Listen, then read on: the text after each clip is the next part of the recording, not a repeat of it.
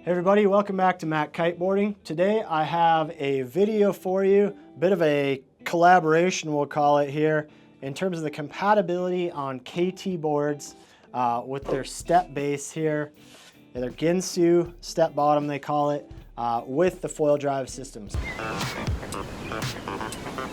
So we've had quite a few questions about this because these boards are very hot right now and there's some great sizes for using them on a foil drive as well. So we're here to answer the questions, eliminate the confusion on that, give you guys a visual so you can tell what kind of options we have here. So what we have here right now is the Ginxu 2. This is the 60 liter, 5'3" version of this board. And we have a foil drive Max, which is their biggest drive system here.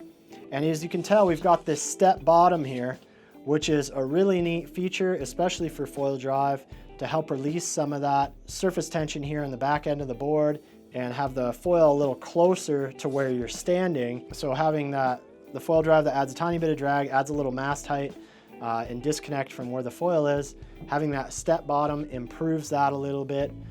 So it is an interesting feature for foil drive users. But how does it fit with the battery and the pods and things? Some work, some don't. Some need some kind of modification. So we're going to talk about that here today. As you can tell, we've got our track here that goes right about here. This is an extra long track. We have our short nose cone for the Max system. This will be the Sport battery. We have our long nose cone. This is going to be the Max Power battery for the Max system. And then similarly, the foil drive Slim, the performance battery has a shorter nose cone like this. It is a slimmer unit here. And then the endurance battery has a longer nose cone like this.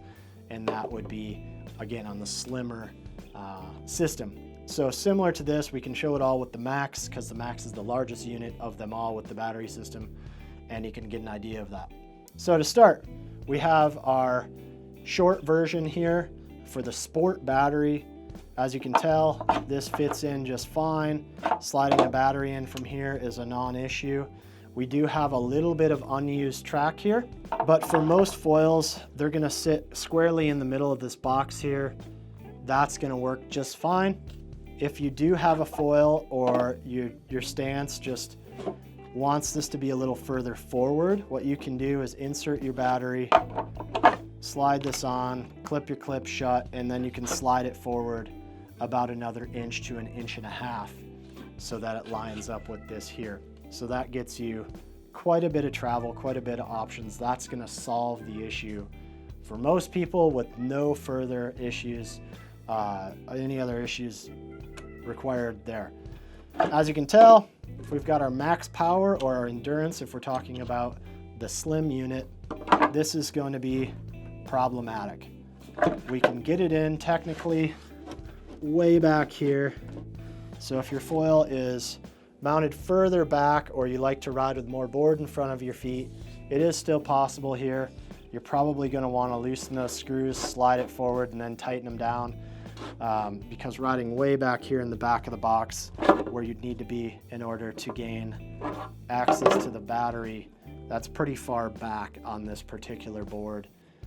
So that presents kind of an option to either switch to the Sport or learn to ride it back here, find a different setup with your foil that wants it to ride back here, or you're kind of out of luck, or you may switch this around and that does improve that situation. So kind of the runaround here, if you want to slide your foil further forward, or if you have to use the power battery on a step deck like this, is we're going to mount the unit backwards. All right. So rather than having the motor or the battery pod up front, we're going to put it out the back, and that gains you a lot more access. You can go all the way to the front of the box now, still have access to your battery out the back. I'll show you what that looks like. Okay. Now the downside to this is now your cable's coming from the front of the mast. So that needs to be rerouted along the side of the mast and then up the back of the mast or along the side of the mast here and taped. So you're going to lose height. So whereas this could be 25 centimeters here, going over to the other side of the mast, you're going to lose some chord distance. So here you're going to only be able to get to about 18-ish, depending on the mast height. So the idea here is if you know you want to do this, you're going to want a longer cord, or you're going to want to accept the fact that you can't go as high of a motor mounting position, if that makes sense. The additional benefit of flipping it around like this on a shorter board such as this would be the weight is more under your back feet.